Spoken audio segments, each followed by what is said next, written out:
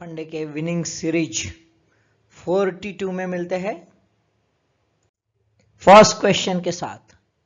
Recently railway loco pilot employees demanding to stop which concept to alert train approaching to an obstruction और danger laying ahead, है ना।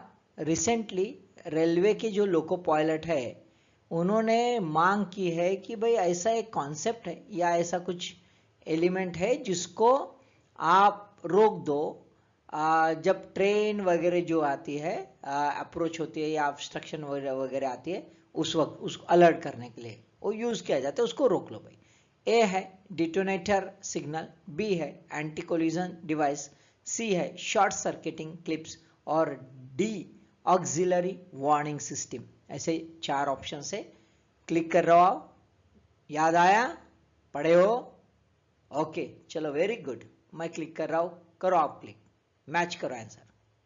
Answer is A detonator signals. Okay आया answer? Okay ठीक है, चलो very good. अब देखो भाई ये लोको पायलट जो है इन्होंने कहा है कि ये डेटोनेटर सिग्नल जो है ये रोक दो, है ना। तो ये एक्चुअली डेटोनेटर सिग्नल जो है ये ट्रेडिशनल कॉन्सेप्ट है ना, ट्रेडिशनल कॉन्सेप्ट है ना। अभी ब्रिटिश कालीन है, अभी कोई इसकी ज़रूरत नहीं हुई। क्यों? तो अभी फ़िलहाल में ये जो है एडवांस्ड टेक्नोलॉजी आ गई है और ये एडवांस टेक्नोलॉजी के ये सब टूल्स है। साथ में इसके साथ और टूल्स है advance technology, that is a train protection जो है, ट्रेन प्रोटेक्शन वार्निंग सिस्टम भी रहती है ना। ट्रेन प्रोटेक्शन वार्निंग सिस्टम, है ना, ये भी रहती है। साथ में यदि ट्रेन कई फॉगी एरिया से जा रही तो वहाँ पे भी रहता कि आगे फॉग है या फिर वो उसका सिग्नल भी मिलता है। तो जैसे फॉग सिग्नल डिवाइस ये भी एक आजकल यूज़ किया जाता है। आज तो बहुत सारी टेक्नोलॉजीज आ गई जीपीएस लेवल पर, तो ये सब पता चल जाता है, कोई प्रॉब्लम नहीं है। ठीक है चलो देख लेते न्यूज़। देखिए किस ढंग से रहता है ये डेटोनेटर। ये देखो यहाँ पे ये पट्टी एक छोटी सी चिपकाई है रेलवे ट्रैक पर, है ना, रेल ट्रैक है इस पर लगाई गई है। ठीक है, ये पट्टी पर ये जो है इट्स डेटोनेटर, एक छोटा सा बारूद रहता है, हल्का सा छोटा सा बारूद रहता है। और ये बारूद जैसे ही ट्रेन, ये देखो पट्टी, ये ट्रेन का चक्का गया, जैसे ही ट्रेन उससे एकदम से जबरदस्त ब्लास्ट ऐसे आवाज आता है। ट्रेन डिरेल नहीं होती, आवाज आता है। आवाज इसलिए कि भाई आगे यदि कुछ गड़बड़ है तो वहां पे उसके पहले जो भी लोको पायलट्स वगैरह रहते हैं, जो पहले ट्रेन गुजर गई या जो वहां पे, वो ये लगा देता है। ये आवाज से ट्रेन जो है लोको पायलट और ट्रेन का उसको समझ में आता है कि भाई आगे खतरा है, वो ब्रेक लगा देता है तो खतरा टल सकता है। तो इसी वजह से ये यूज किया जाता है। अभी इनका कहना है कि भाई फिलहाल जरूरत नहीं है ना, कोई ये इसकी जरूरत नहीं है। अब क्या आर्गुमेंट्स है, तो आर्गुमेंट्स देख लेते हैं कि भाई एक्सप्लोजिव सब्सटेंस एक्ट जो है उसके अंदर तहत ये प्रोहिबिटेड है कैरी करना पब्लिक प्लेसेस में। और सिक्योरिटी मैन बहुत तकलीफ देते हैं, भाई क्या लेके जा रहा है, ऐसा कर रहा है वैसा कर रहा है, वो प्रॉब्लम है। दूसरा है कि अभी तक बहुत ही कम बार इसका यूज हो पाया, बहुत ही कम बार, बड़ा मुश्किल काम है, इतना आसान नहीं है कि एक ट्रेन का लोको पायलट को दिखा, उसको पता चला वगैरह ये सब। अब वो पता चलने पहले वो तो लुढ़क गया, भाई ऐसा भी हुआ है ना। ठीक है, दूसरा ऐसा है कि ये जो है इसेंशियल इक्विपमेंट का एक पूरा का पूरा जो है ऐसा बहुत ज़्यादा वजन का जो है बक्सा इनका रहता है लोको पायलट का वेट कम हो जाएगा, भाई अननेसेसरी ढो रही है। और मॉनिटर और मैन पावर सेविंग भी इससे हो जाएगा। तो ऐसे बहुत सारे फायदे जो है वेस्टर्न रेलवे के स्टाफ ने बताए, उसके आधार पर भाई ये बंद कर दो। रेलवे मिनिस्ट्री ने इसमें हाँ में भरी है और तुरंत ही ये बंद किया जाएगा। Second question, for which novel this Salman Rushdie awarded not only Booker Prize but also Booker of Booker Prize and Best of the Booker Prize, है ना। कौन से ऐसी नॉवेल है सलमान रश्दी की जिनको सिर्फ बुकर प्राइज नहीं मिला तो बुकर ऑफ बुकर प्राइज और best of the Booker prize भी मिला? Satanic Verses, midnight children, shame, the Moor's last sigh, है ना। चारों ये जो है सलमान रश्दी इनकी नॉवेल से। अब इसमें से कौन सी नॉवेल को मिला था, नहीं मिला था? आंसर क्लिक कर रहा हूं, आप भी क्लिक कीजिए, हरी आप। ओके चलो देख लेते। Answer is B, midnight children. Yes मालूम है, आप उछलो मत, आपको आंसर मालूम था, है ना। तीनों है तो थोड़ा सा कंफ्यूजन बढ़ जाता है भाई, ये क्या है क्या नहीं। बुकर प्राइज तो मालूम था भाई मिडनाइट चिल्ड्रन का, लेकिन और क्या है?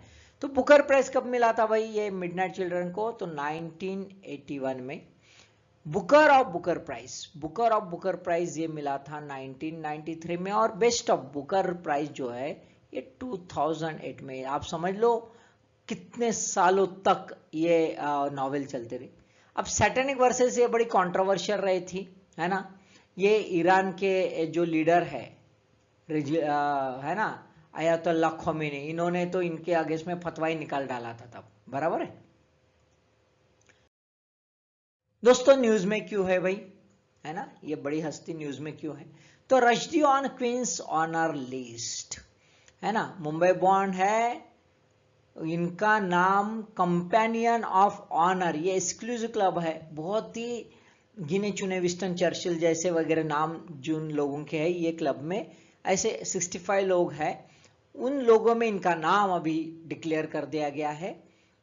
The list was released on the 1 जून 2022, है ना। जुबली ऑनर जो है platinum jubilee queen Elizabeth second, इनका 70 साल हो गए और इसके वजह से ये डिक्लेयर कर दिया गया है। अब कंपेनियन ऑफ ऑनर यानी क्या होता है? ये स्पेशल अवार्ड होता है जिनका कंट्रीब्यूशन दिया है in the field of art, science, medicine और गवर्नमेंट। ध्यान में आया क्या? ये आर्ट, साइंस, मेडिसिन या गवर्नमेंट, इसमें यूके में जिन्होंने सर्विस दी लॉन्ग टर्म, इसमें उनको ये ऑनर दिया जाता है। Third question, under recovery of oil companies is a gap between, ऐसा ही है क्वेश्चन, थोड़ा सा वर्डिंग घुमा दिया है, बाकी कुछ नहीं है, है ना। तो under recovery of oil companies is a gap between A. Brent rates and local pump rates, B. Crude oil rates and refined petrol rates, C. Import cost and refining cost of fuel oil, and D. Total cost of fuel oil and net earning by the oil companies। क्या है भाई, है ना, बड़ा simple सा है, आपको भी मालूम है, लेकिन थोड़ा सा घुमा फिरा के। ओके क्लिक करें, ओके कर लिया आपने, वेरी गुड, मैं कर रहा हूं। Answer is A, Brent rates and local pump rates. Brent rates in the sense import rate, ठीक है, इंटरनेशनल लेवल पर जो है ब्रेंट रेट्स होते हैं, और इंडिया का तो भाई बहुत सारा इंपोर्ट होता है, इसलिए हम इंपोर्ट रेट, यानी हमने इंपोर्ट कर लिया, उसकी कॉस्ट हो गई भाई ये, बराबर है। और साथ में लोकल पंप रेट यानी retail rates, local pump rates यानी रिटेल रेट्स, इनमें जो गैप आती है, यानी ब्रेंट रेट्स जो है ये ज्यादा रहते, ब्रेंट रेट्स ज्यादा रहते हैं, और लोकल पंप रेट्स जो है वो कम रहते हैं। ये जो गैप आती है दैट इज कॉल्ड एज, है ना। तो ये डेलिबरेटली लॉस हो जाता है, but actually under recovery means not exactly loss, बहुत बार तो ऐसा नहीं होता, है ना। दोस्तों न्यूज में इसलिए है, retailers flag under the recoveries of the petrol diesel, है ना। पूरी जो है ऑयल मिनिस्टर, उन्होंने कहा है कि भाई आप हमारे दरवाजे पर आ रहे हो कि अंडर रिकवरीज या लॉस हो रहा है, बहुत सारे कंपनीज आ रही है और वो लॉस बियर भी कर रही है। देखो पेट्रोल पर 17.1 पर लीटर और डीजल पर 20.4 पर लीटर, है ना, ये लॉस बुक्स ऑफ अकाउंट में लिखा जा रहा है। अब वो आए कि भाई आप इसमें से कुछ रिलीफ दे दो, बजटेरी प्रोविजन करवा दो, है ना। तो उन्होंने कहा भाई ये तो आपका निर्णय है, आप बढ़ाओ प्राइस या नहीं, ये देखो भाई कैसा। अब देखो ही रिफ्यूज टू कमेंट नहीं कर रहे, किस पर? Private oil refineries, private oil refineries जो है, जो रशिया से तो क्रूड ऑयल बड़ा सस्ता ला रहे हैं बड़े डिस्काउंट में, और उसको रिफाइंड करके उसके जो प्रोडक्ट है अमेरिका को जम से बेच रहे हैं। तो भाई ये जो है इसके ऊपर तो आप बात नहीं कर रहे हो। रिसेंटली गवर्नमेंट ने यहाँ के जो एक्सपोर्ट टैक्स है ऑयल प्रोडक्ट के वो भी कम करवा डाले, तो इससे तो बूम चल रहा है भाई। इधर बाकी ऑयल कंपनी जो बेचारी मेहनत कर रही वो मर रही, और इधर प्राइवेट वाले बमाइश कर रहे, तो थोड़ा सा पैराडॉक्सी दिख रहा है। Fourth question, recently which country requested the United Nations to register its change name as its earlier name was a pejorative, है ना। कौन सी ऐसी कंट्री है जिन्होंने यूनाइटेड नेशन को कहा है कि भाई हमारा जो नाम बदला दिया हमने वो वाला आप दर्ज कर दीजिए आपके लिस्ट में, है ना, क्योंकि हमारा पुराना नाम जो था बड़ा तिरस्कारमय था, थोड़ा सा अच्छा नहीं लगता था, कोई इशू था। तो टर्की था, कैनरी आइलैंड्स था, सीरिया लियोन था, या फिर पेरू था। कौन है भाई? क्लिक कर रहा हूं मैं, आप भी जल्दी कीजिए। Okay, A answer is A तुर्की। तुर्की, हम टर्की नहीं बोलेंगे, इसको क्या नहीं बोलेंगे? टर्की हम नहीं बोलेंगे, टर्की ये वर्ड हम नहीं बोलेंगे, ये बैन कर दिया गया है। और तुर्की ने कहा है कि भाई हमें इस ढंग से, देखो किस ढंग से, तुर्की, ये 2 पॉइंट रहेंगे, RKIY, इस ढंग से लिखा, दिस इज द स्पेलिंग। अभी इस ढंग से रहेगा भाई, ऐसे नहीं रहेगा। ओके, देखिए न्यूज में क्या है भाई, कंट्री ने बोल दिया है, तुर्किश प्राइम मिनिस्टर ने कहा है कि भाई यूनाइटेड ने भाई नाम बदला दो यार, ऐसा लिख लो। अब तुर्की ऐसा क्योंकि ये एक बर्ड, टर्की बर्ड के से रिलेटेड है, तो ये बड़ा तिरस्कारमय है, गलत है। और तुर्की का अपना एक जो है बड़ा बहुत ही अच्छा हिस्ट्री है, और उसको ये सब दाग लग रहा है, तो गलत है भाई। हमारा एक अच्छा कल्चर है, वो कहते हैं हमारा एक अच्छा culture, we have a big civilisation, उसको प्रॉपरली टर्किश जो है, तुर्किश लोग जो है वो नेशंस को प्रॉपरली बेस्ट वे से रिप्रेजेंट करें। तो ये एक प्रकार का रीब्रांडिंग जो है, ये रीब्रांडिंग करना चाहता है तुर्की, और उसके कॉन्टेक्स्ट में ये सब आ गया है। दोस्तों last question, which is or are the conditions for the portfolio manager as per the SEBI guidelines? 1. Minimum net worth of ₹2 crore. 2. Prior approval to be taken online via SEBI intermediary portal. 3. Prior approval valid for 6 months. 3 statement दिए गए, correct code use करना है। कहा है कि portfolio manager का network 2 crore का रहना चाहिए, उसने प्रायर अप्रूवल यानी पहले ही अप्रूवल लेना चाहिए काम करने से पहले सेबी इंटरमीडिएटरी पोर्टल से, और ये प्रायर अप्रूवल सिर्फ 6 महीने के लिए वैलिड रहेगा, उसके बाद उसको फ्रेश इससे फिर से अप्रूवल लेना है यदि वो नहीं कर पाया तो क्लिक करूं कि आपने, okay very good, answer is D, 1, 2 and 3 all 3 are correct, तीनों करेक्ट है। चलो देख लेते थोड़ा सा पोर्टफोलियो मैनेजर क्या होता है, ब्रीफली एकदम से, है ना। पोर्टफोलियो मैनेजर कैसा होता है कि एक आध इंस्टीट्यूशन होता है, एक आध इंस्टीट्यूशन बॉडी कॉर्पोरेट होती है ना, जो कॉन्ट्रैक्ट अरेंजमेंट करता है, मैनेजमेंट करता है, एडमिनिस्ट्रेशन करता है सिक्योरिटीज का, है ना, पोर्टफोलियो या फंड जो क्लाइंट के होते हैं उसको मैनेज करने का काम करता है। 2 प्रकार के हैं दोस्तों portfolio manager, discretionary portfolio manager और non discretionary portfolio manager. Discretionary portfolio manager क्या होता है कि ये ऐसा मैनेज करता है फंड जो क्लाइंट जो है, हर एक क्लाइंट, ईच क्लाइंट उनके क्लाइंट के हिसाब से, उनके जरूरत के, हर एक क्लाइंट के जरूरत के हिसाब से ये मैनेज करता है।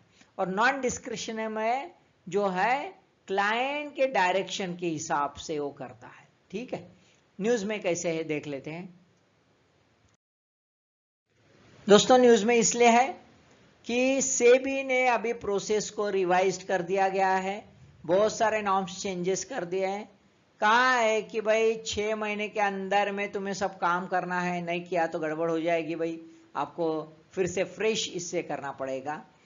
अब जो भी आप चेंज होता है, यदि मैनेजमेंट में चेंज होता है तो जो इन्वेस्टर है वो इन्वेस्टर को एक 30 दिन का अच्छा सा समय दिया जाए एग्जिट करने के लिए, विदाउट एनी एग्जिट लोड, यानी कोई बर्डन उन पर नहीं जाए, पेनल्टी वगैरह कुछ भी ना हो। ठीक है, तो इन्वेस्टर फ्री हो गए, ठीक है। साथ में एनसीएलटी के दायरे में यदि कुछ आता है, कोई एलिमेंट आता है, कोई मैटर आता है, तो ऑनलाइन एप्लीकेशन करने के वक्त एनसीएलटी का ऑर्डर भी अपलोड करें और 15 दिन के अंदर में, जैसे एनसीएलटी ने ऑर्डर दिया उसके 15 दिन के अंदर इन्होंने अपलोड करना चाहिए। यानी पूरे चेक्स एंड बैलेंसेस अभी पोर्टफोलियो मैनेजर पर लगा दिए गए हैं, तो ऑब्वियसली इसके वजह से इन्वेस्टर का पैसा सिक्योर रह सकता है, पोर्टफोलियो मैनेजर बदमाशी नहीं कर सकते। सो दोनों 5 क्वेश्चन समझ लिए।